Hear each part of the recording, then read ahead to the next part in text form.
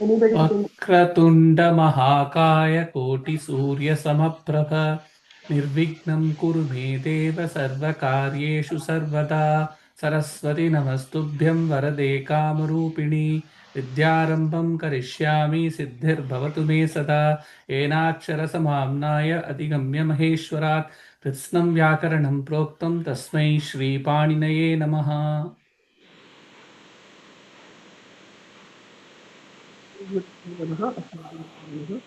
So kindly mute yourselves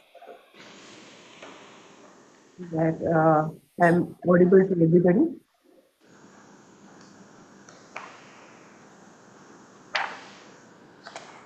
आं महोदय। अस्तु। ओके। तर्हि अद्य शत्रुप्रत्यय we have seen. शत्रुप्रत्ययस्य अभ्यासः कृतः। अधुना शानच् इत्यस्य अभ्यासमपि करणीयं। तर्हि तत्र पेज नंबर पृष्ठसंख्या का अस्ति इति वदामि। PDF पेज नंबर 118 नो सॉरी पुस्तकस्य पृष्ठसंख्या 118 इति अस्ति। In 100 Hindi book it is book 138. Just a reference.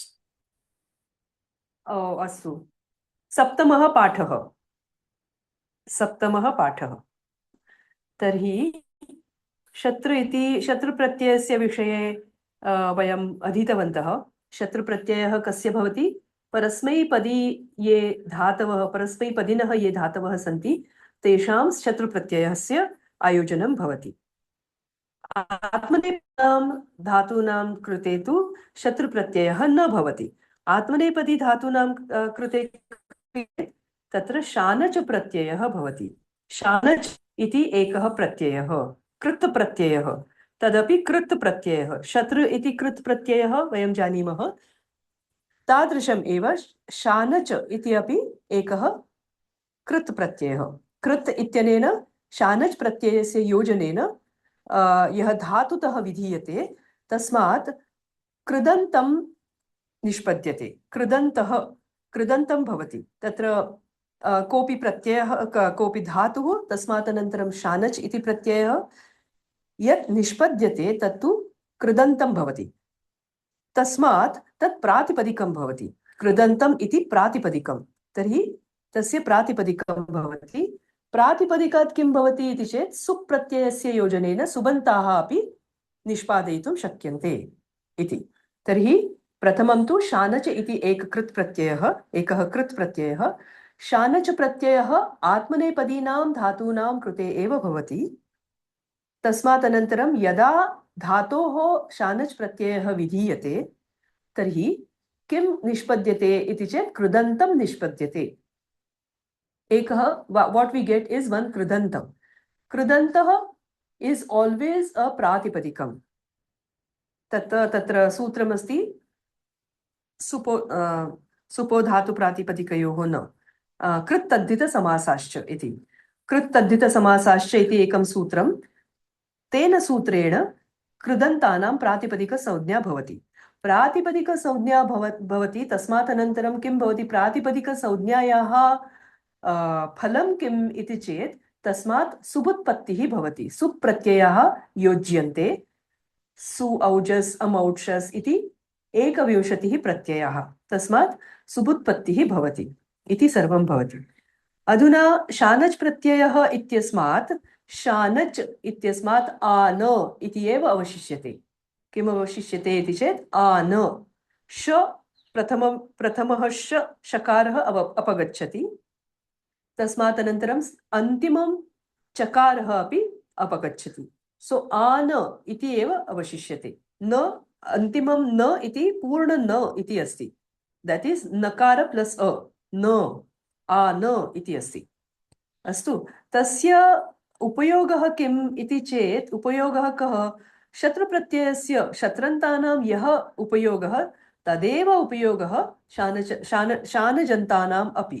शानजन्त शत्रन्त शानजन्त। शानच् प्रत्ययः यस्मात् अन्ते भवन्ति ते शानजन्ताः खलु। अस्तु। तर्हि this is the introductory introduction of the shanach pratyaya. किञ्चित् इतोपि अधिकं वयं पुस्तकतः पठामः.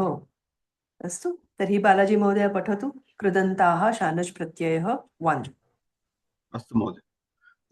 कृदन्ताः शानच् प्रत्ययः प्रथमः. In the earlier lessons, you learned the present participle forms shatrantaha, like patan, gachan, etc. of all the 3 genders ending in the 7 case terminations and 3 numbers. Mandamanaha, yedhamanaha, etc. are also present participles vartamana kridantaha used in the same sense. Roots of atmanepada take these forms. Udaharanani: Balaha patan nidram kritavan. The boy who was reading fell asleep. Patan shatrantaha pat dhatuhu parasmaipadi dhatuhu. Sita kampamana ravanena saha gatavati. Trembling Sita went with Ravana. Kampamana shana jantaha kamp atmanepadi dhatuhu. Agre patami va? एकं वाक्यं वाक्यद्वयं पठतु. In Kampamana, the affix used is Shanach. Following are some more forms similar to Kampamana. Pratama vakya. Tatra Amod. वदतु. Tatra Vandamanaha Bhaktaha Eva Srikaraha. The devotee bowing down there is Srikara. Ditiya vakyam. Nirmale Akashe Prakashamanaha Chandraha Sarvan Santoshayati. The moon shining in a clear sky delights all. तत्र अधुना प्रथमं वाक्यं वन्दमानः इति अस्ति. तत्र किं भवति इति वदतु.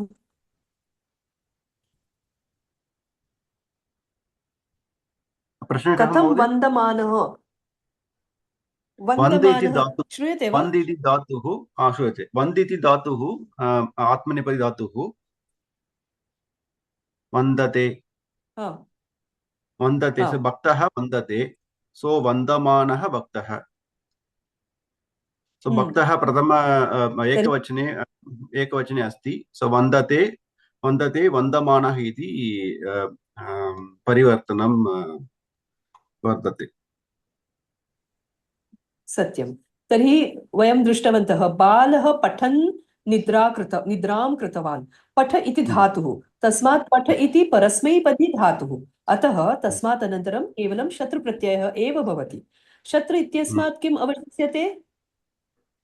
अत् इति अवशिष्यते. शत्रु इत्यस्मात् अत् इति अवशिष्यते. पठ योगः अत्, तत्र पठत् इति भवति. तर्हि पठत् इति प्रातिपदिकम् अधुना पठत् इति प्रातिपदिकं बालः इत्यस्य कृते प्रयोक्तव्यं चेत् बालः इति पुल्लिङ्गे अस्ति. तर्हि पठत् इत्यस्य पुल्लिङ्गरूपं किम् इति चिन्तनीयं. पठत् इत्यस्य पुल्लिङ्गरूपं प्रथमाविभक्ति एकवचनान्तरूपं पठन् इति भवति. किमर्थं प्रथमाविभक्ति एकवचनान्तरूपम् इति चेत् बालः इति प्रथमाविभक्ति एकवचनान्तम् अस्ति. तस्य विशेषणरूपत्वेन पठन् इति भवति. अतः बालः पठन्. तर्हि बालः कथमस्ति? पठन् बालः.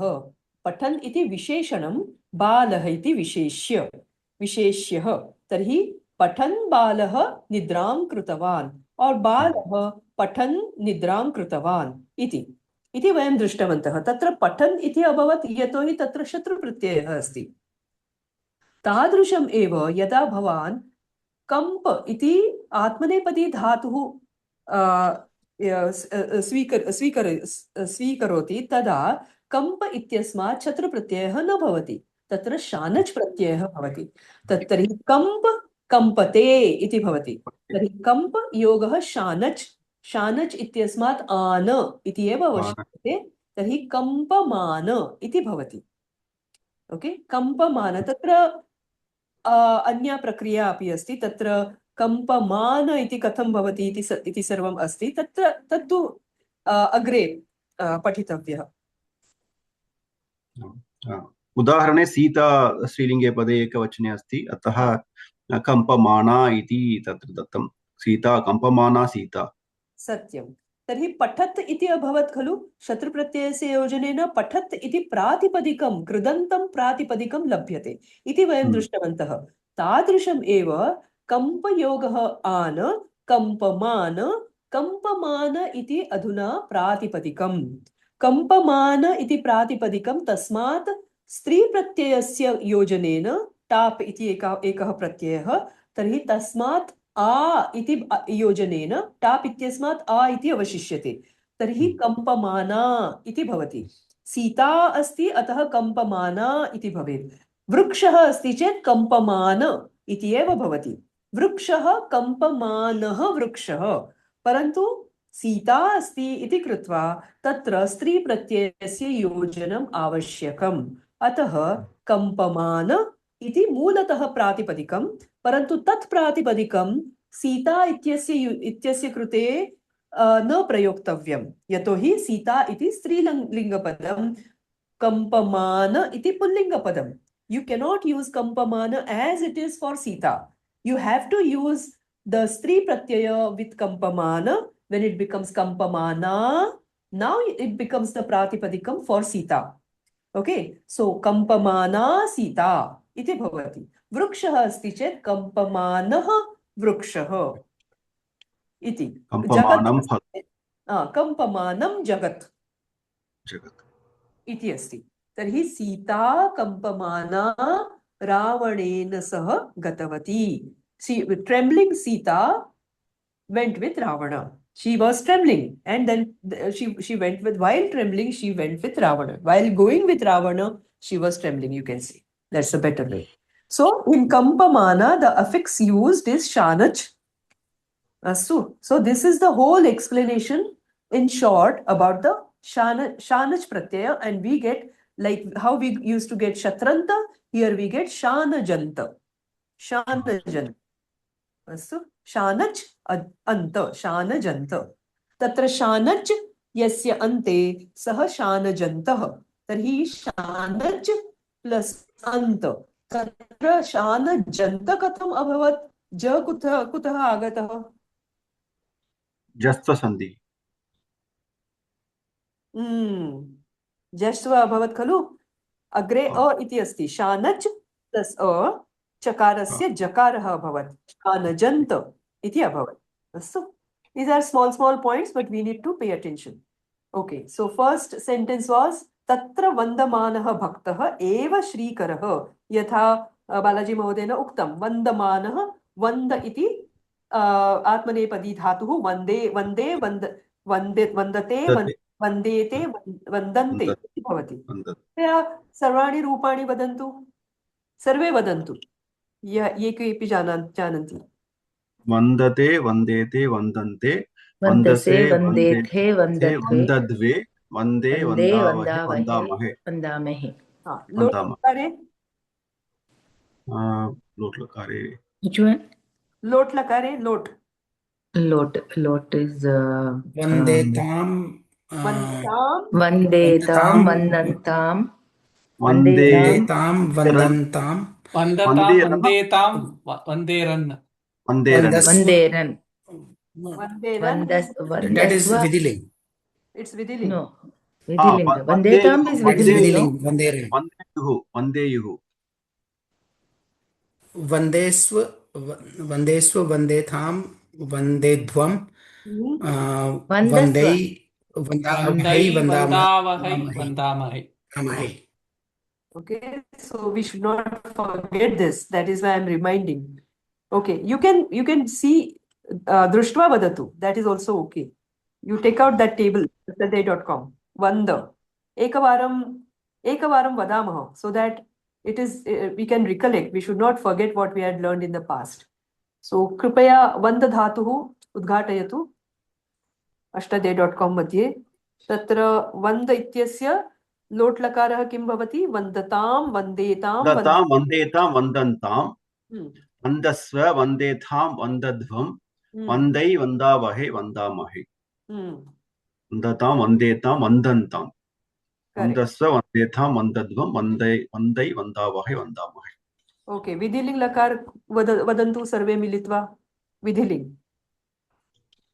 वन्देत वन्देयातां वन्देरन् वन्देथाः वन्देयाथां वन्देयाथां वन्देध्वं वन्देयध्वं वन्देय वन्देवहि वन्देमहि वन्देय.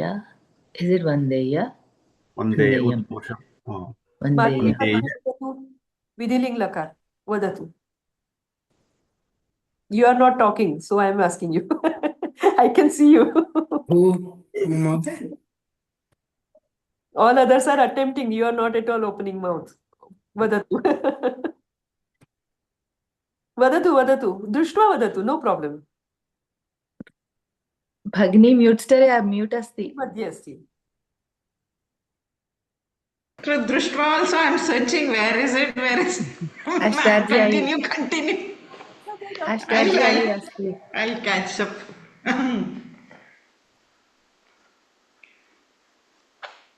Laptam va. No. I don't know. Okay, you search. Until then, lang lakar. Vadantu. Sarve militva. अवन्दत अवन्देताम् Avandetam. अवन्दन्त Avandanta. अवन्दथाः Avandataam. Avandetham. Avandadhvam. वन्दे Avande. अवन्दावहि Avandavahe. वन्दामहि Avandamahi. Yes. Vahi. Avandata, avandetam, avandanta, avandataha, avandetham, avandadhvam, avandavahi, avandavahi. Avandamahi. Very important, Rupani. Please do not forget. If you think that you have, yeah, we tend to forget. I agree. Even I forget. So we do tend to forget, but go back and again revise. Maybe while riding the car, while jogging, while taking a morning walk, go on repeating it in your mind. Like the people call us crazy, but that's okay. If we are like nowadays, all look crazy, isn't it? With their earmuffs and all everything, they talk to themselves as if they all look crazy. So it's okay. So keep repeating these Rupani to yourself, because if you don't, it gets wiped off. Why? Because this is not the language that we are using every day, right? So it gets wiped off. So please don't. Okay, so coming back to the Shanu. Now, second sentence. Nirmale akashe prakashamanah chandrah sarvan संतोषयति. प्रकाशमानः अत्र धातुः कः?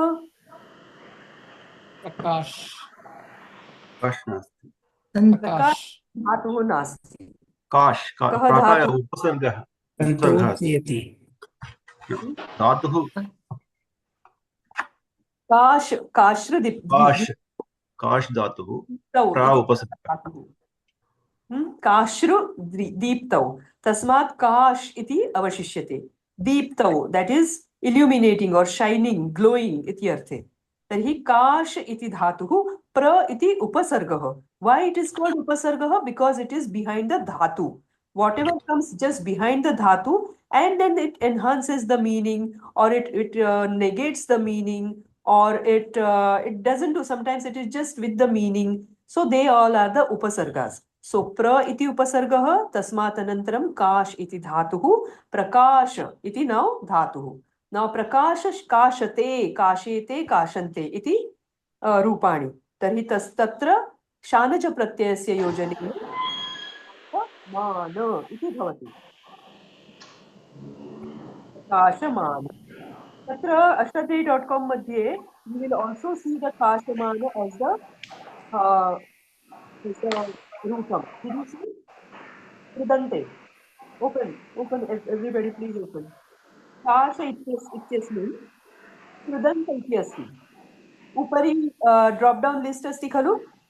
Kartari, karmanoh. Tatra Kridanta ityasmi. Go down. Kridanta. Kridante ityasmi. Tat nodayatnu? प्राप्तं. Sarvaiः प्राप्तं? Where is it, Mother? काश इति धातुः तस्मिन् उपरि तत्र ड्रॉप डाउन लिस्ट अस्ति खलु? कर्तरि भावकर्मणोः इति ड्रॉप डाउन लिस्ट अस्ति. Did you see that? Kash, dhatu is kash, shakara, murdhanya shakara, No, तालव्य शकार. talavya shakara. Okay. करः तालव्य शकारः. धातु उद्घाटितं वा सर्वैः? भुवादि गण धातु महोदय. राष्ट्रदीप्तौ राष्ट्रदीप्तौ भुवादिगणीय. तत्र भुवादि. सर्च् मध्ये टैप् करोतु काश् इति, KAASH, काश्. प्राप्तं वा? प्राप्तं. Using ashtadhyayi.com, it should be right at your fingertips always. काश्. कृदन्ते. प्राप्तं वा? No. आं महोदय. काश मान शानच्. तत्र कर्तरि इति अस्ति खलु. There only, if you see the drop down list, there is कृदन्ते. कृदन्ते इति प्राप्तं वा?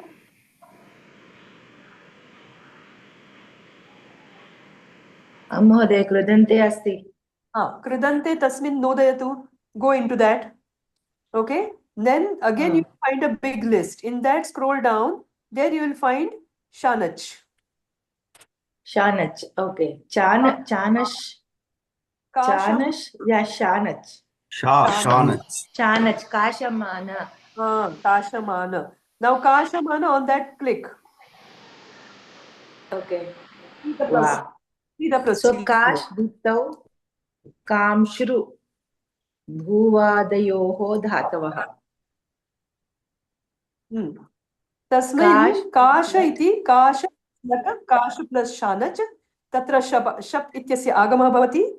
तस्मात् काश शप आन तत्र मुक् इति एकम् आगमः भवति. So that is why it becomes kashaman. Why I wanted to show this to you, because you are adding an to the dhatu, but then it sounds like mana. Why? That prashna comes, right?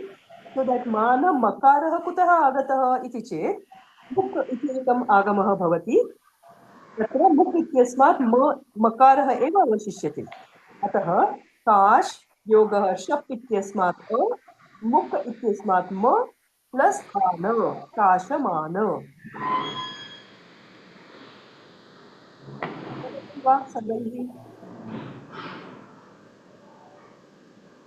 At least see the procedure. Forget the sutras. Sutras no need.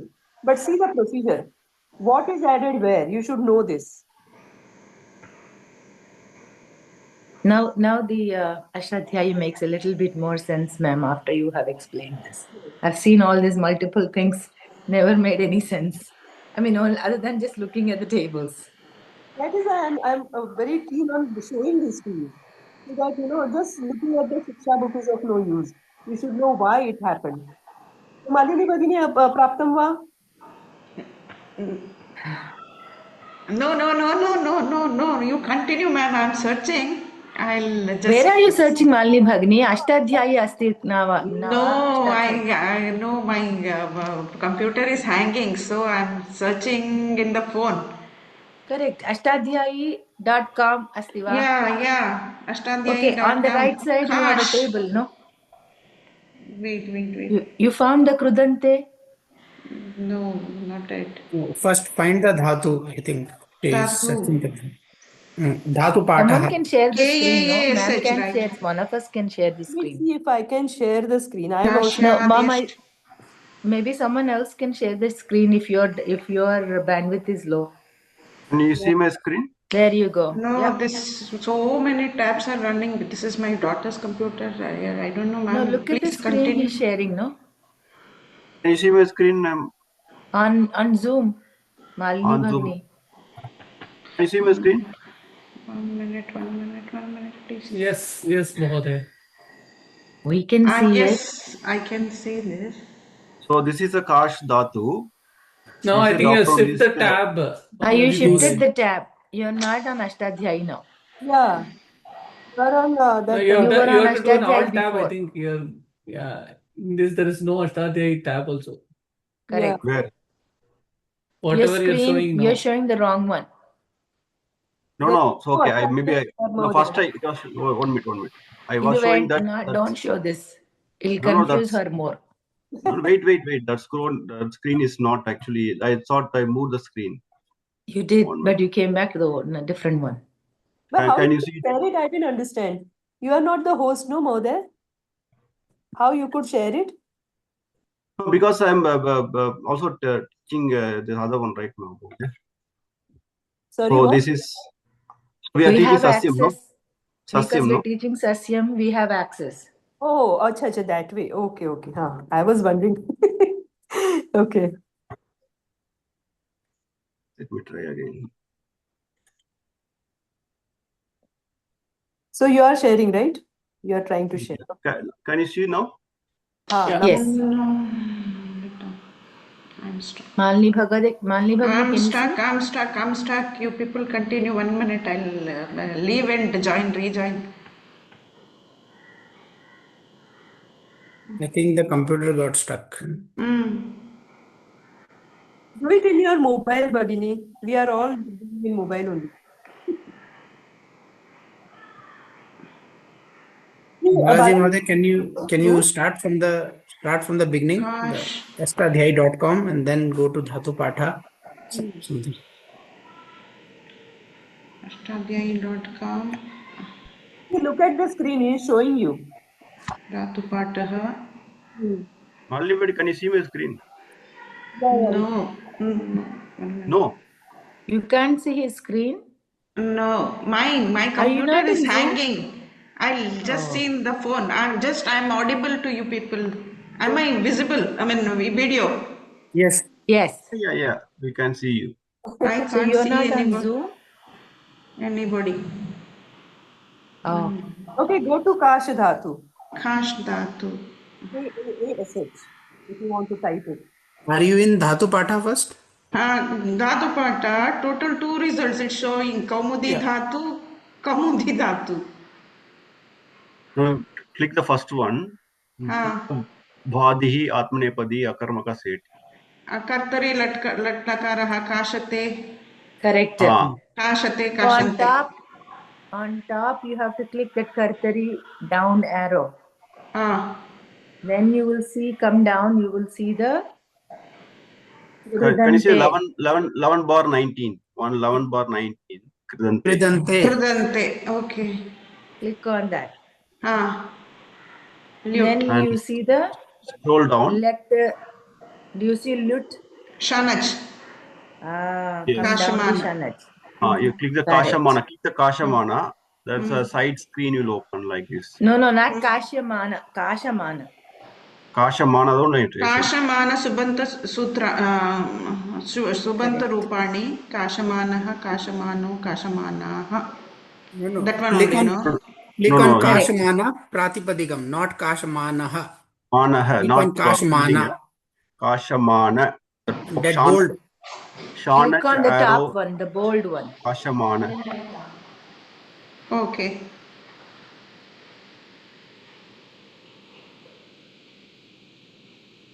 So now what do you see? Bhagini? Kash Deepto. Correct. That one. Yes. Kash. Correct. Yeah. Read what I you just see. see this. Bhavadhayo Dhatavaha. Kash plus Lat. Vartamane Lat. That one only. Kash plus Shanach. Yes. Shatru Shanach. Okay, forget that. Next one. Pardon? Kash plus Shap plus An. Oh. Ana. Kash plus A plus Muk plus An. Kashamana. Kashamana. This is how you get Kashamana. So Kash is an Atmanepadi dhatu. Tasmat Shanach iti pratyayah. Shanach ityasmat ana iti avashishyate. When there is a kartari, this is a kartari pratyayah. Atah shap iti vikarana pratyayah ayati. Kash plus shap plus ana. Shap ityasya a iti avashishyate. Kash plus a plus muk. Now there is muk iti agamah, mugagamah. So मुगागमस्य मो इति अवशिष्यते plus आन काशमान. And this is how it happens for all the dhatus. This is one example. Okay? अवगतं वा सर्वैः? अस्तु अस्तु महोदय आम् Astu. Malini Bhagini, hope it is clear to you now. Okay. Okay, now get used to ashtadhyayi.com. It has to be there all the time. Your phone should get hung because of the ashtadhyayi.com. So much you should use it. Shamyata. Okay. So next, now what was that sentence? Nirmale akashe prakashamanah chandrah sarvan toshayati. So the moon shining in the clear sky delights all.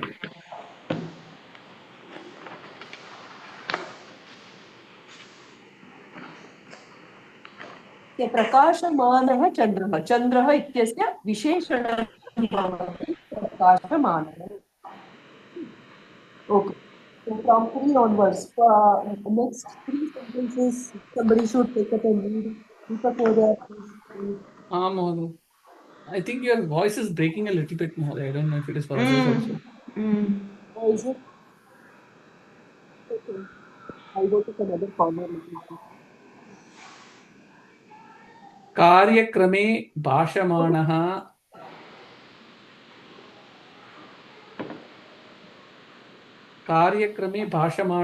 सन्तोषः अद्य मम गृहम् आगच्छति.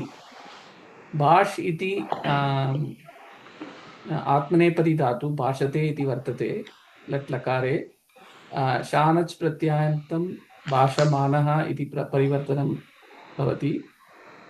So कार्यक्रमे भाषमाणः सन्तोषः अद्य मम गृहम् आगच्छति.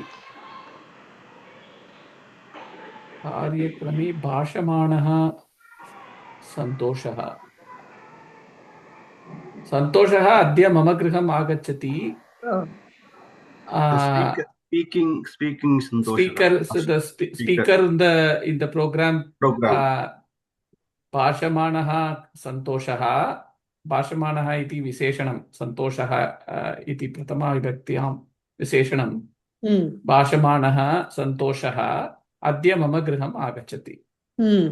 So that Santosh who is going the to speaker in the program, in the program, or who spoke in the program today, came to me, comes to my home, comes my home. Okay. Adya mama griham agacchati. Correct. Yes. So bhashamanah bhashate iti atmanepadi dhatuः. Bhasha yogah shanach sampurna prakriya vadatu. भाषा योगः शानच्. भाष plus शप plus आन. After that, what is that? मुमागमः भवति. So भाष plus what is that pratyaya? Munk plus ana. So bhashamana iti bhavati. Bhasha plus shap plus muk plus ana. Plus plus muk plus ana. Bhashamana. Tatra natvam bhavati because of the shakya. When sakarah asti atah tatra natvam bhavati. Do you all know about natvam? Bhavati kada bhavati. Natvam. जानन्ति सर्वे जानन्ति वा? So Bhash, are you able to search Bhash and Ashtadhyayi? I have a quick question on that. Sometimes when we search, it doesn't show up, but sometimes when we search, it shows up. Any suggestions on that? Type Devanagari. That is better. Immediately pulls the result. Okay. Sometimes the English, this is spelling, it interprets in a different way. So we need the Murdhanya Shakarah. Suppose if it takes at the Talavya Shakarah, it will not pull the results. So because of the Talavya, Murdhanya Shakarah, tatra भाषमाणः इति भवति णत्वं भवति खलु Found it. सकारः निमित्तमस्ति शकारः रेफः शकारः रेफः सकारः ऋकारः लकारः यस् रेफ शकारः ऋकारः इति निमित्तत्रयमस्ति तत् अस्ति चेत् वाक्ये अथवा पदे तत्र णत्वं नकारस्य णत्वं भवति इति बृहत् प्रकरणमस्ति अष्टाध्यायी मध्ये अस्तु तर्हि भाषमाणः सन्तोषः इति भवति ओके फोर्थ सेण्टेन्स् महोदय उद्याने वायुना कम्पमानाः वृक्षाः शिरः चालयन्तः इव दृश्यते दृश्यन्ते वृक्षाः शिरः चालयन्तः इव दृश्यन्ते कम्पमानाः उद्याने वायुना कम्पमानाः कम्प इति आत्मनेपदी धातोः शानजन्तं कम्पमानाः इति वर्तते कम्पमानाः वृक्षाः शिरः चालयन्तः इव दृश्यन्ते the shaking trees seemed like the heads are moving. It's chalayantah. Vayuna by air. Vayuna kampamana means due to the wind the trees were shaking. Correct. By the wind. By the wind. And that seemed like Shiraha Chalayantaha Iva Drishyante. It seems like the heads moving. Yeah. So Chalayantaha is what?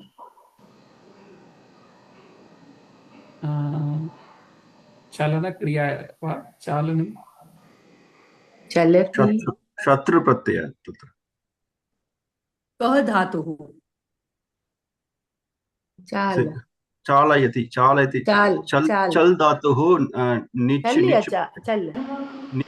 प्रत्ययः धातुः निच् प्रत्ययः चालि इति भवति चालि इति धातुतः शत्रु प्रत्ययः चालयत् इति भवति वृक्ष इत्यस्य विशेषणम् अतः चालयन्तः चालयन्तौ चालयन्तः इति चालयन्तौ चालयन्तः चालयन्तः इति शत्रुवन्त चल इति धातुतः चल प्लस णिच् प्लस शत्रु तत्रापि शप् इत्यस्य आगमः भवति शप् इति विकरणप्रत्ययः तत्रापि भवति सो दिस् इस् हौ सो चालयन्तः वृक्षाः शिरः चालयन्तः इति इव दृश्यन्ते सो in the garden because of the wind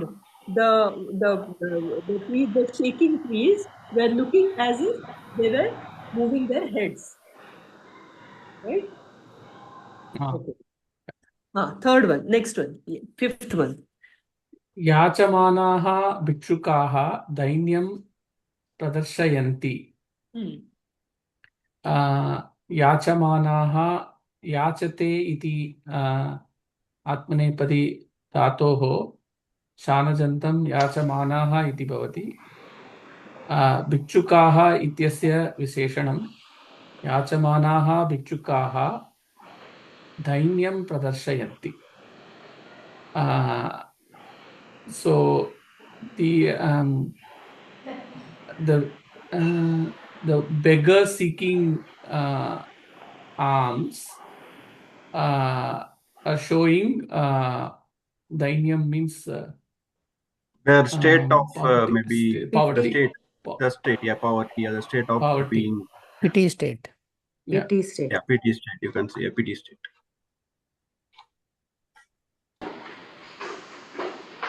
Mahodaya, I think. Second.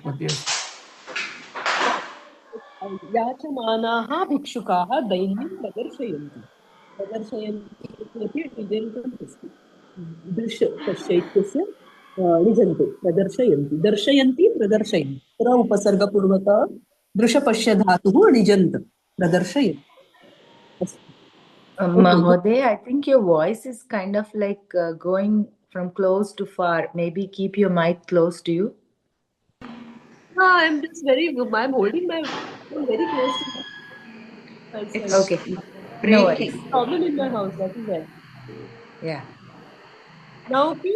Now, Shruyate va? Um, Samyak um, Shruyate? Ha. Samek, Samek. I have to keep looking at those lines, whether I'm getting all that range. Okay, now 2 lines are there. Let's go. Okay, 6, 7, 8. Lakshmi Mohdaya. Lambamaanam phalam balakaha grihitavan. Actually, there is already in English there. The boy took the fruit that was dangling. So, Lambamaanam But you are phalam. not supposed to write it. You have- Whose Malini whose Mohdaya. background is so much Yeah. noise? Malini Mohdaya. No, Malti. तस्याः बहु Okay. ध्वनिः Okay. अस्ति अस्तु अस्तु न okay हा Okay. Lambamaanam phalam balakah grihitavan. Lamb dhatoho. Then Shanach Pratya Lamb iti phalam visheshyasya phalam asti napunsakalinga salambamaanam same as lamb plus a plus muk dhatu, correct? Muk. Is it dhatu? Shap. What is muk? धातुः एकः एव लम्ब इति धातुः Lamb dhatu. Muk Pratyaya. आगमः pratyaya. Agama. Huh? आगमः Agamah. Muk agamah. Okay. Lamb plus a plus muk plus ana. So lambamana. Phalam iti napunsakalingam asti. So lambamanam phalam balakah grihitavan. उत्तमं गृहीतवान् इति कः प्रत्ययः धातुः कः तवतु प्रत्यय तवतु प्रत्यय Huh? वेट् तवतु प्रत्यय wait letter think Wait. Letter think Grihitavan. Took. Oh God. Grinhati. Grin. What is the pratyaya for that? What is the dhatu for that? Took. उपादाने इस् धातु Huh? गृह उपादाने इस् धातुः Grah dhatu. Grin dhatu, right? Grin. गृह्णति Grah. Is it grah or grun?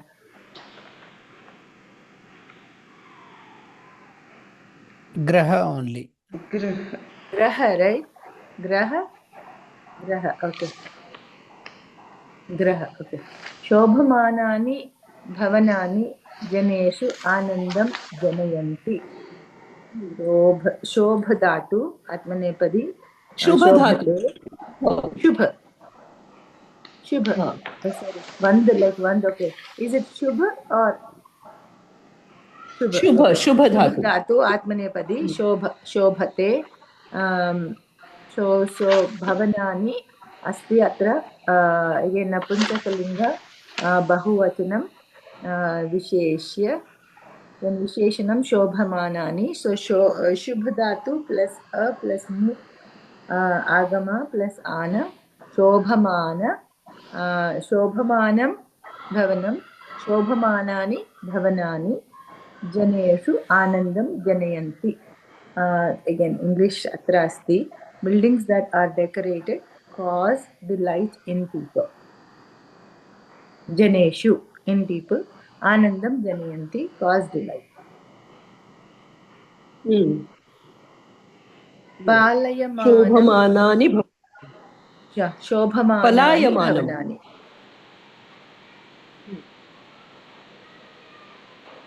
Ammahoday. पलायमानम् Palayamanam mitram shighram dhavati. Palayamanam. So is it Palayamanam is same thing? Running away.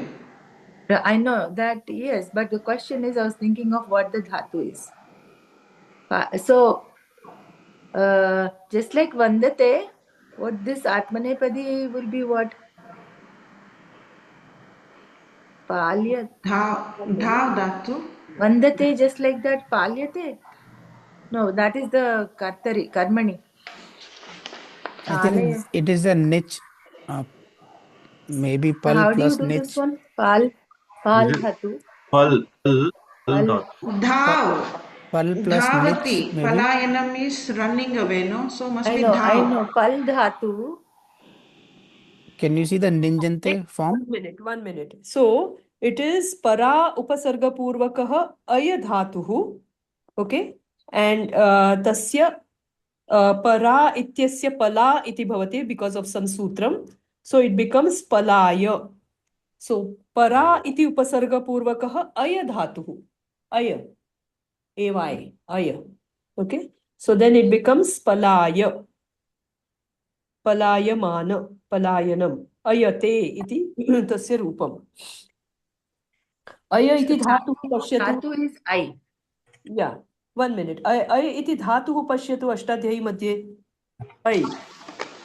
हाँ महोदय I निजन्तरूपं वा No, just see the ay dhatuhu. Gatau. Ayagatau iti dhatuhu asti. Tasmin tasya para iti upasargam add karotu. Dvitiyah upasarga asti para. Did you see? Uh-huh. There it is plus sign, no? There you add para. Palayate, palayete, palayante. That is that palayanam. Everybody got it? Huh. परा इति उपसर्गः वा Yes, para iti upasarga. Ritesh Mohdaya got it? तत्र पला Upasargartha इति Chandrika. सम्पर्कः You have to go there, right? No. You have to aya iti dhatuhu drishyate khalu tasmat purvam plus iti sign drishyate va? Plus. Hmm. Plus sign and Plus sign. select from the top Oh, list. para. You have to add the upasarga. When you add the upasarga, along with the upasarga, it shows you all the rupadi. And there it shows palayate. See? So because of the para iti upasarga, it becomes palayate. Oh, okay. Yeah. I didn't know this. Yeah, Palayate. Yes. Kartari. So, Ayang Gatau. So if you see Atmanepadi Sakarmakah. how palayate happens, how para ityasya pala happens, upasargasya yatau iti ekam sutram asti. Because of that, para ityasya pala iti bhavati. Okay, so palayanam is very commonly used word. We use it in Hindi, in all the languages most probably. So palayate, palayanam karoti, we all use this, but we don't know which dhatu it is. So most of the times it is para plus, most of the times, no, all the time, para plus ay gatau, tasya palaya iti dhatu. And then it is the ayagatau iti atmanepadi dhatuhu ataha shanach pratyayah. So is the dhatu Ayagatau man? Yes. Ayagatau is the dhatuhu. Para is the upasargah. So para plus aya palaya is the dhatuhu now. So palaya iti dhatuhu tasmat what is that? Shanacha pratyayah. Tatra punaha bhuvadighaniyah asti iti krutva shap iti vikarana pratyayah, muk iti agamah iti sarvam krutva palayamana iti pratipadikam siddhyati. Now that is that you have to apply to mitram, so palayamanam. Palayamanam. Parasmay, sorry, Napunsaklinga, Ekavachanam, Palayamanam, Mitram, Shigram, Dhavati. Now you have to translate it. Translate it. Yeah, I'm doing. Friend who is running runs fast. Palayamanam is running away, right? Yeah. Kind of running away. Friend who is running away runs fast. Correct. Somebody wants to run away from something, some friend. So that running away friend is running very fast. Running fast. Yeah, correct. 9, 10, 11, Ritesh Mohdaya स्वीकरोतु.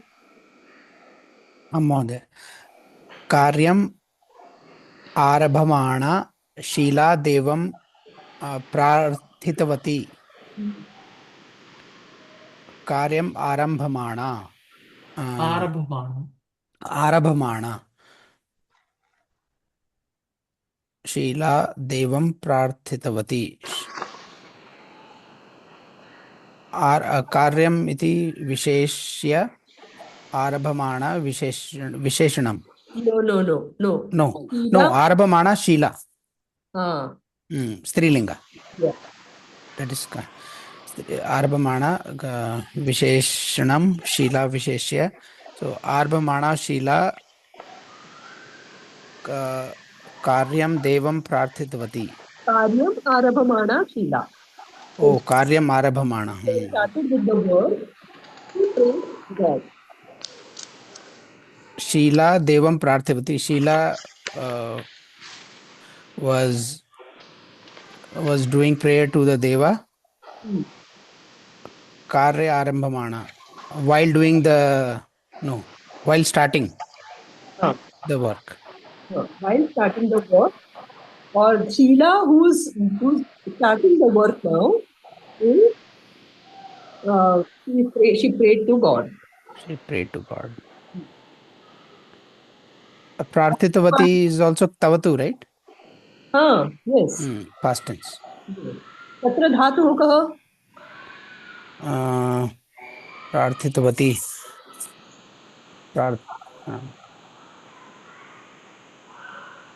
प्रार्थ अर्थ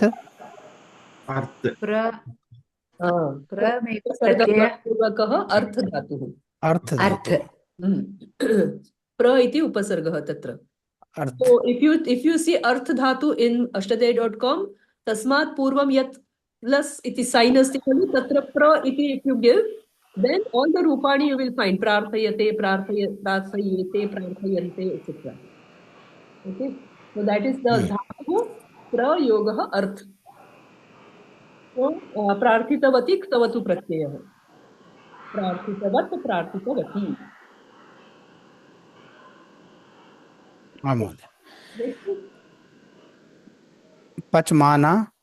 पचमाना पाचिका पाकशालां स्वच्छं स्थापयति.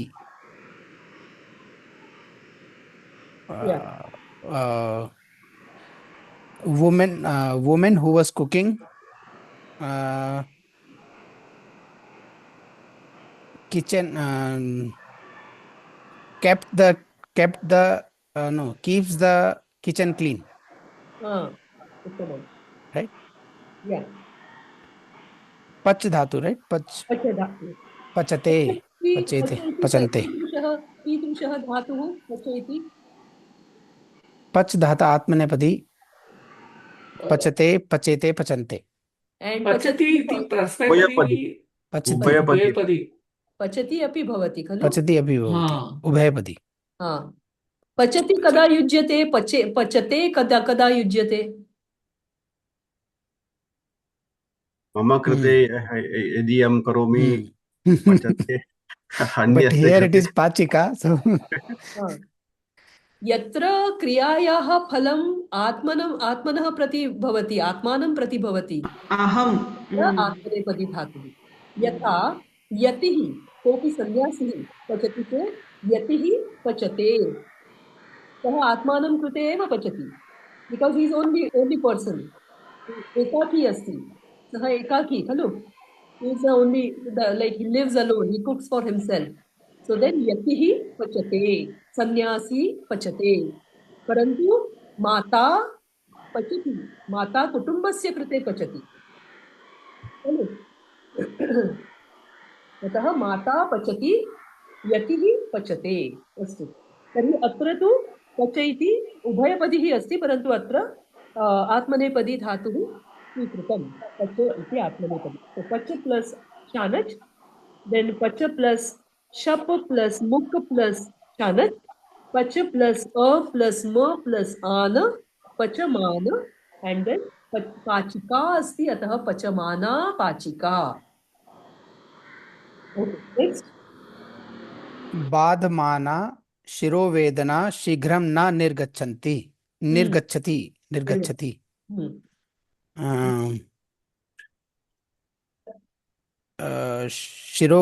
शिरोवेदना शीघ्रं न निर्गच्छति. बाधमाना is विशेषणम, शिरोवेदना विशेष्य अति दृश्यते. शिरोवेदना शीघ्रं न निर्गच्छति. बाधमाना she's stuck. Shirovedana, stuck. Shirovedana could not go quickly. Is it? Badhamana is what? Paining, Bothering. Oh, bothering. Bothering, correct. हाँ, बाधमाना, बाध करती है. हाँ, Dis- बाधा disturbance. बाधा डालती है, जो बाधा बाधा. डालती है. You know, the one who is hindering your कार्य. Disturbance. Correct, correct. Disturbing, bothering is the शिरोवेदना. शिरोवेदना. कीदृशी शिरोवेदना? बाधमाना शिरोवेदना. द शिरोवेदना बाधते. बाध इति आत्मनेपदी धातुः. अतः शिरोवेदना, या शिरोवेदना बाधते, सा शिरोवेदना शीघ्रं न निर्गच्छति. सो बाधमाना शिरोवेदना शीघ्रं न निर्गच्छति. So instead of ya shirovedana, badhate and all that, just badhamana shirovedana. So beautiful. Right? Astu. Next, 12, 13, 14. Malini Bhagini. अधीयानाः छात्राः उत्तमफलितांशं प्राप्नुवन्ति. तत्र 3 इति किमपि अस्ति. तत्र अधः पठतु. Those that are studying. Okay. तावदेव. Okay. अधीयानाः.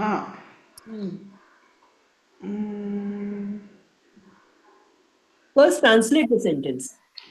Okay, Adhiyanaha means who are studying, Chatraha, girls. Uttama Palitamsham Prapnuvanti. Studying girls got good results. Chatraha is boys. छात्राः is girls. Chatraha, okay. Can be both. No, it can be both. No? Yeah. Can be Chatra, both. chatra. Chatraha. Both. So, Prapnuvanti, so it is girl. Huh? How? Why? कथं भवति प्राप्नुवन्ति इत्यत्र इत्युक्ते धातुः अस्ति खलु. लिङ्गभेदः नास्ति. मल्टिपल लिङ्ग नास्ति, धातोः लिङ्गं नास्ति.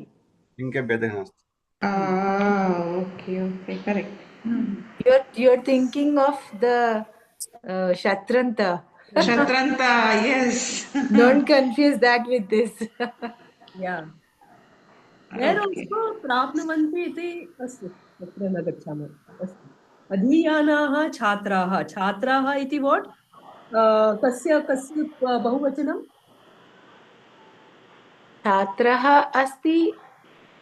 छात्राः. It could be छात्रा or it could be छात्र. छात्र. तो छात्रः वा छात्रा वा ये अधीयानाः सन्ति. Now छात्राः could be girls or boys. Those छात्राः अधीयानाः. Now अधीयानाः is what धातुः?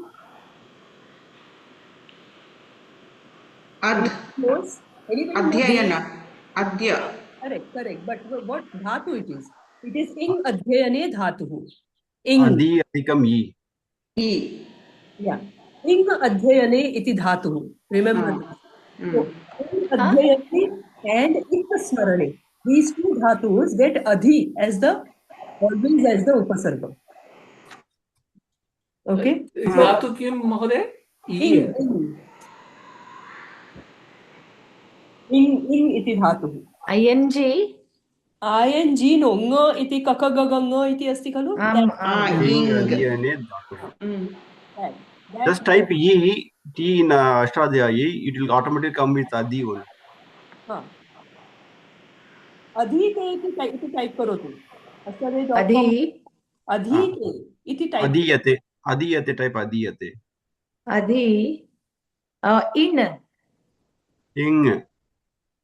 ing नास्ति. adhi. Bhagini, adhite iti type करोतु कृपया. आम्. If you type that, it will pull up two results.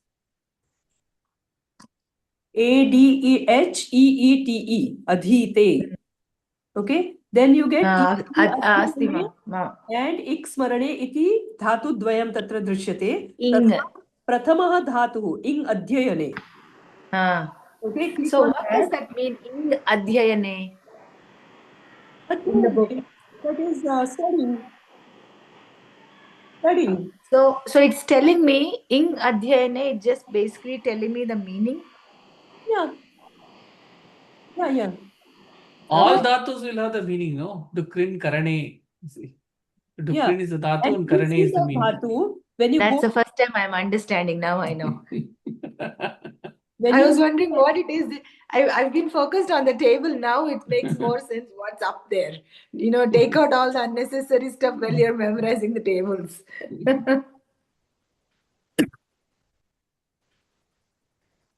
Dukran Karne, now I know understand what the Dukran Karne finally means. so if you go with the dhatu ing adhyayane, there you will see adhi plus e already on the top. You don't have to add it. Like for other dhatus, you have to add that upasarga. Here you don't have to add. It is already there if you observe it. So adhi plus e is already given. So adhite, adhiyate, adhiyete. So adhi always comes with ing adhyayane. Never there is an option. So there is a exclamation mark after ing. If you click on that, ayam nityam adhipurvakah eva prayuktah drishyate. Did you all see that comment? आम् महोदय Ah. नित्यम् Click on अधिपूर्वकः that exclamation mark after ing. Ayam nityam adhipurvakaha eva prayuktaha drishyate. So that's it. Means it's always With adhi. Shashtanga namaskaram to person who created this. It's so I know. excellent. I agree. Panini This, Mohoday. No, the no, the Pandit, but table this in website, Ashtadhyayi, ma'am. this Oh, website. he is Panini Mohoday's reincarnation. That's what I believe. Oh, yeah. There So are a few detailed. incarnations of Panini Mohoday. He's one of them. So if you search anything in Ashtadhyayi, it always explains me or prompts me that I don't know anything Sanskrit, that I have not learned anything. Yeah. Gives so much of knowledge every time. And I didn't know that this one, other things I've searched, but this one, this exclamation mark, it gives one more note. I am Nityam Adipurvakah. Yeah. Bahutam. He is one of the gurus. Okay. So Yeah. okay. Adhiyana iti. Hello. So adhiyanaha. Now what happens in adhiyana? There is, if you see, do you see any difference between badhamana and adhiyana? Manaha Anaha. There is no mugagamaha tatra. Kinchit paditavan. Go into the krudanta of adhiyana and let us see why it doesn't happen. It is not there. See, adhi plus iya plus Shanach. Shap E Iya Mukna. plus ana. No, adhiyamana nasti, adhiyana asti. Yes. Tatra ek twist asti. Everywhere there is. So for some of the things there is no makaraha. Okay. The next one. महोदय क्षम्यताम् अहं पठितवान् the भेदः कः इति उदाहरणं वन्द धातुः प्रथमपुरुष बहुवचने वन्दन्ते यदि यत्र अन्ते अस्ति तत्र मानः इति योजनीयं यत्र अते अस्ति तत्र आनः योजनीयम् adhi for this particular word adiyate is the bahuvachanam. So tatra in ante nasti adiyate is ate asti. When there is ate, then we have to use anah. So jana, janite, janate, whatever ate. So then we have to use anah. If it is ante, like this vandante, bhashante, lambhante. So we use manah. The same explanation is given just below. 1, 2, 3, 4 points. Okay, we will first finish these sentences, then we will read those points. Okay. Okay. Malini Bhagini, next one. कार्यं कुर्वाणाः कर्मकर्यः अधिकं धनम् इष्टवत्यः कार्यं कुर्वाणाः कर्मकर्यः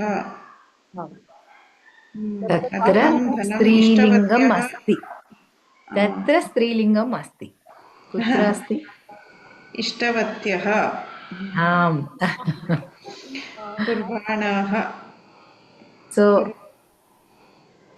Kurvanaha. कर्मकारी I mean, कर्मकारी while doing the work, karma karyaha, that is the female worker. Workers Ha, wanted workers more money.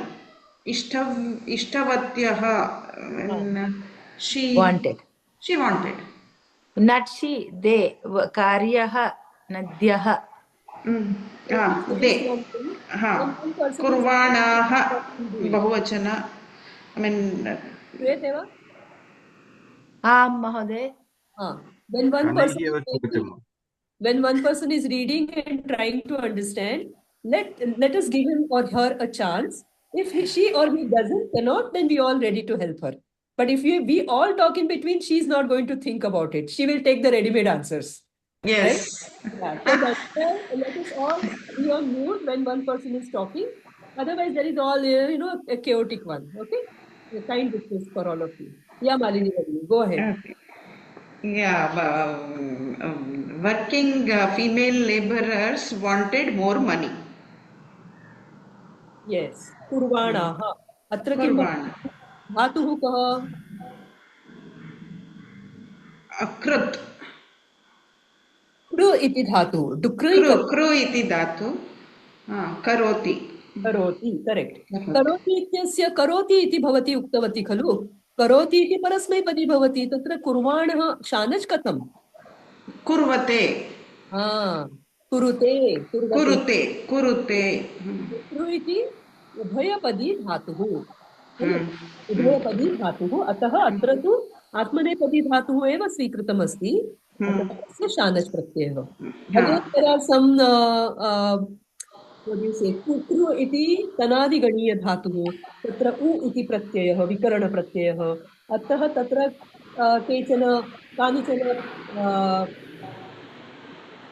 काश्चन प्रक्रियाः भवन्ति. अस्तु. तर्हि let us not go into that much deep. So कुर्वाण इति भवति इति कृपया स्मर्यन्तु.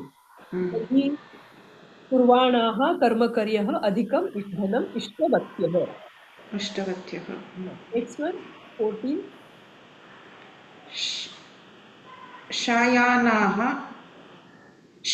शयानाः वृद्धाः प्रातः उष्णपानीयम् इच्छन्ति.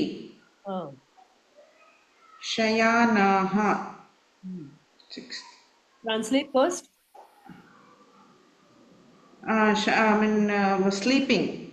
Vruddhaha, prataha. The sleeping old man wants warm drink in the morning. Want to drink? Wants to drink hot, ushna paniyam, some hot drink. I mean, warm drink. अस्तु. शयानाः वृद्धाः. शयानाः. तत्र कः धातुः?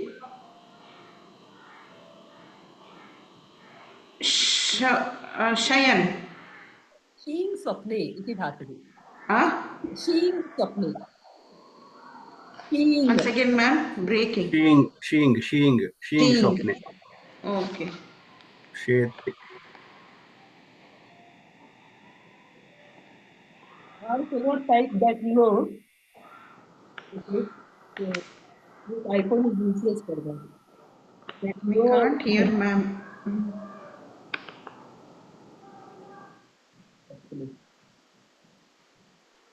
She swapne. Okay. स्वप्ने. Okay. शीं स्वप्ने.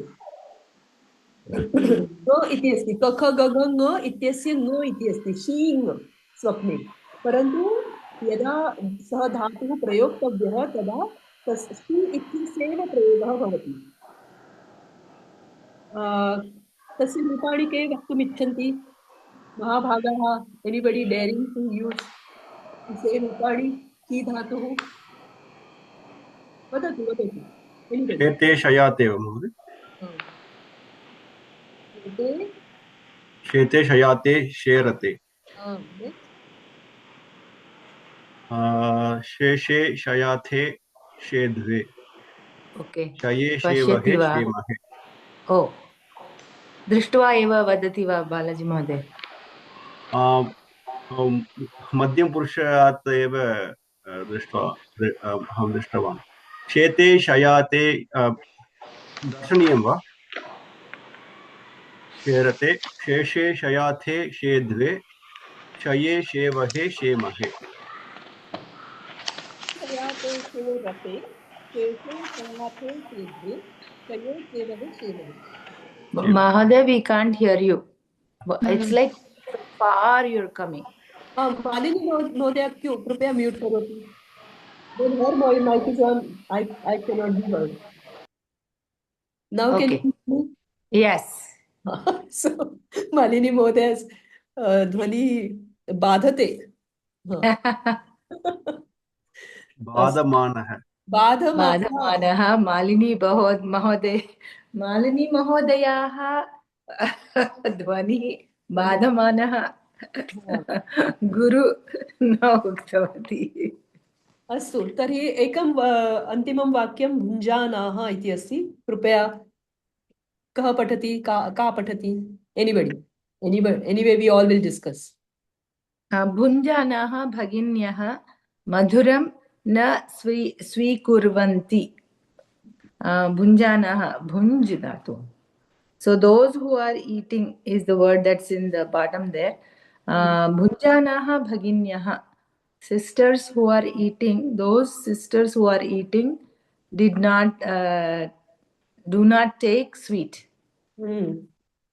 Madhuram na svikurvanti, they do not take sweet. Okay, so yeah, which dhatu is this? Bhunj? No. I guess. Bhuj dhatu. Bhuj dhatu. Correct. What is its artha? Bhuja palanabhyavaharayoho. Palanabhyavaharayoho. So there are two meanings of bhuja dhatu, palana and abhyavahara. Palana iti rakshanarthe, abhyavahara iti bhojanarthe. Astu tatra atmane भुज इति उभयपदी धातुः तस्य यदा परस्मैपदी रूपाणि भवन्ति तत्तु पालनार्थे अस्ति रक्षणार्थे तस्य आत्मनेपदी रूपाणि भवन्ति चेत् तस्य भोजनार्थे इति अर्थं भवति। सो अतः भुनक्ति भुङ्क्तः भुञ्जन्ति इति परस्मैपदिनः रूपाणि भवन्ति चेत् रक्षणार्थे राजा भुनक्ति, राजा प्रजां भुनक्ति, राजा राज्यं भुनक्ति इति सर्वं। परन्तु यदा आत्मनेपदी रूपाणि भवन्ति भुङ्क्ते भुञ्जाते भुञ्जते तदा भोजनार्थे इति भवति। बालकः भुङ्क्ते, बालकौ भुञ्जाते, बालकाः भुञ्जते इति भवति। रुधादिगणीय धातुः श्नम् इति विकरणप्रत्ययः। Now भुङ्क्ते भुञ्जाते भुञ्जते इति आत्मनेपदी धातु तस्य शानजन्त प्रत्ययः शानजन्त रूपं भुञ्जानः इति भवति। So that is in the meaning of eating, भोजनार्थे. So पालनाभ्यवहारयोः, there are two meanings in this. पालनाभ्यः अवहारयोः वा? No, पालन अभ्यवहार. पालनाभ्यवहार अस्तु। So palana is rakshana, abhyavahara is to eat, like bhojanarthe. Okay. So palana is parasmaipadi, papa, you can remember this way. Palana parasmaipadi, abhyavahara is atmanepadi, atmanepadi. Bahuttam. Some trick you have to remember, no? Yes. This is how I have remembered. Otherwise, I used to get confused. No, Baba, धन्यवाद महोदय for your sharing all this knowledge. Yeah, we have to share. Then parasmaipadi, parasmaipadinah कानि रूपाणि?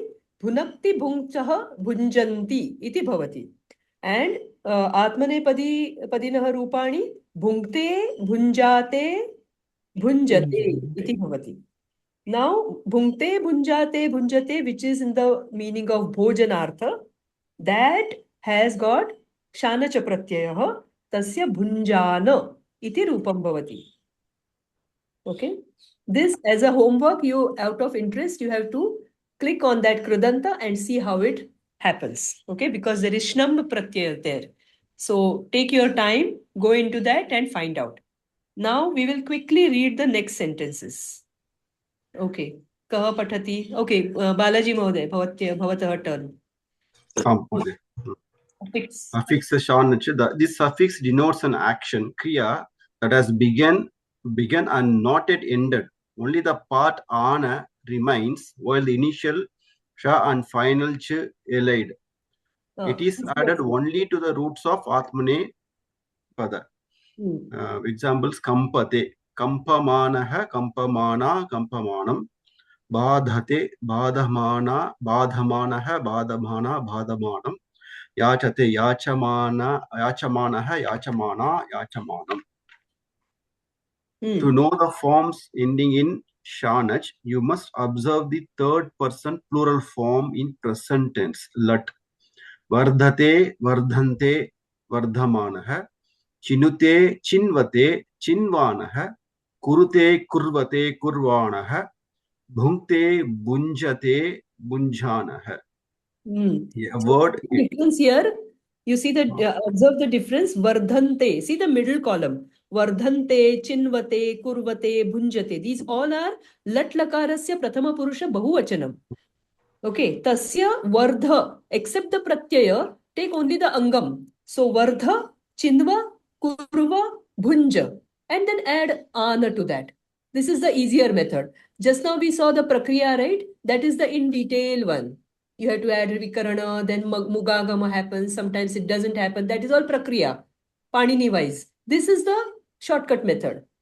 Okay. So what you have to do? Lat lakar prathama purusha bahuvachana tasya rupani likhantu tasmat kevalam pratyayah apagachet. Okay. Let the pratyay go away. And vardha, chinva, kurva, bhunja iti प्राप्नुमः चेत् तस्मात् अनन्तरम् आन इति सवर्ण दीर्घ सन्धिः मान मुगागमः भवति तत्र वर्धमानः चिन्वानः कुर्वाणः भुञ्जानः कुत्र मुगागमः भवति इति अग्रे अस्ति पठतु. A word ending in shanach is declined in all the three genders and numbers on the 7 cases. You might have noticed a slight difference among the shanajantah forms used above. In the words swandamanaha and shobhamanaha, there is mana, while in kurvana and shayana there is ana. To understand this, observe the lat prathama purusha ekavachana form. If there is a rasva akara before te, as in mandate and shobhate, the letter im makara is prefixed to ana, and hence the shanajanta form is swandamana and shobhamana. If there is any other vowel, as in kurute and shete, only ana of shanach is added. Spandate, spandamanah, shete, shayanah. In spandate, the affix te is preceded by rasva akhara. Therefore, mana is added. On the other hand, in shete, te is preceded by ekarah. Therefore, only ana is added. So, is it clear? Wherever there is adantam angam, pratyayat purvam, yat angam asti, tat adantam asti chet, add man. If this adantam nasti chet, kevalam ana. Simple. So, she, shaya, shete iti asti. Shete, tasmat anantaram te iti asti kalu, shete, tasya, she iti svikurmah. She plus ana, tatra kim bhavati, a plus a.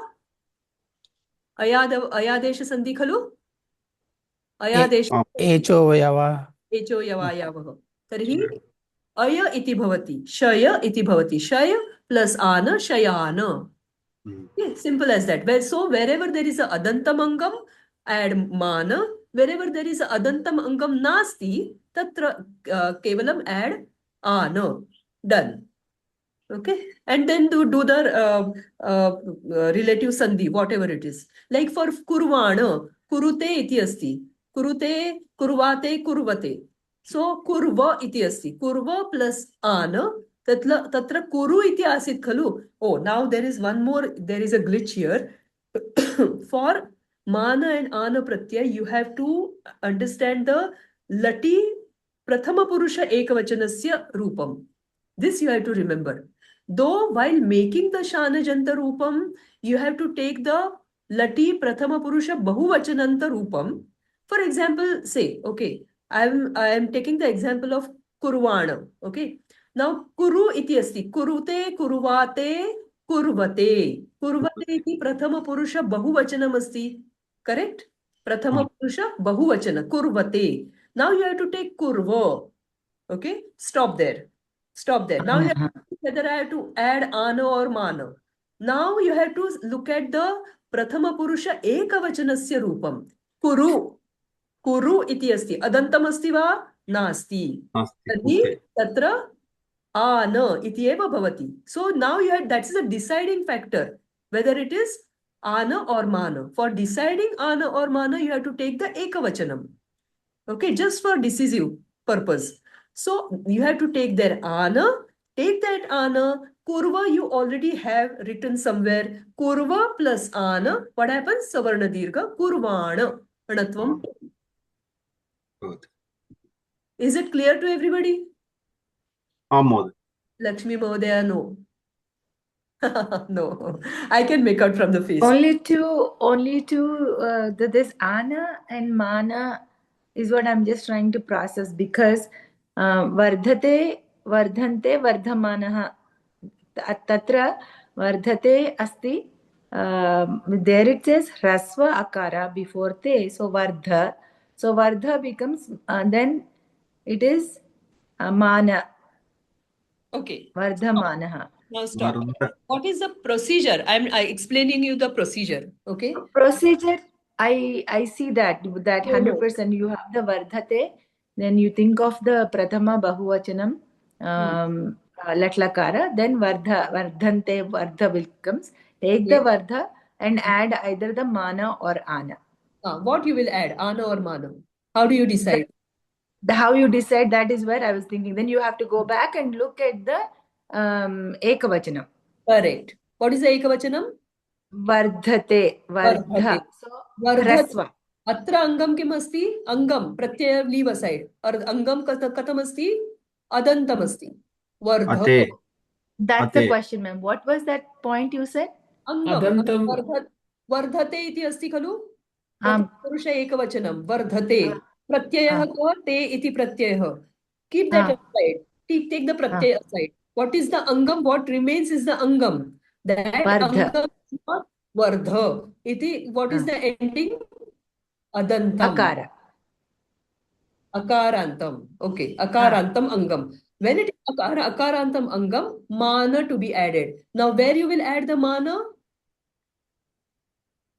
To the prathama purusha bahuvachanasya, which you have written down somewhere. To that Correct. you add this mana. Got it? Yes. Yes. That part I understand. So mana and ana. So basically, if I go to the chinvanaha, then I have to think of chinute, chinvate. Then it becomes, I took the chinva and added anaha. That much I understood. So how anaha came, I get chinute. I took the chinute of the ekavachanam and take out the te, but I still have hrasva only, chinu. It's not No, hrasva. It is only a or. At asti va. There also Akaram a only came, no? No, There no, only Chinu a is came. not a, no? It's Chinu U. is not a. Oh, ukara, it is there, ukara. Yes. At Okay, nasti. anything akara. Okay, now let me see if I Akaram say vihaya anything kimapi akara. asti cheti.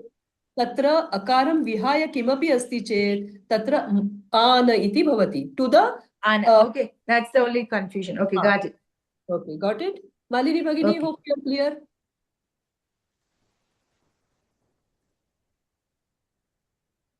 Astu.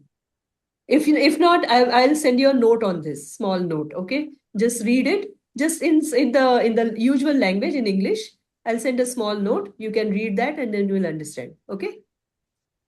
Astu. Atra samapayamah. Now, any more points remaining here? Okay, this last.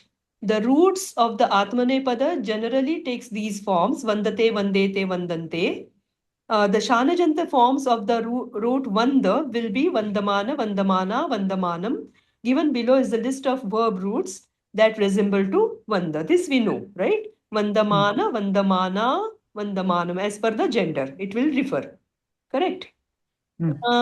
What else? The seventh point, here are few roots that are irregular. Okay. Given below are the Vartamana Kala Lat Ekvachan Bahuvachana forms of these, from which you can determine their Shanajanta forms. Chinute, Chinvate. This is what we just now discussed. Yes. Okay? Yes.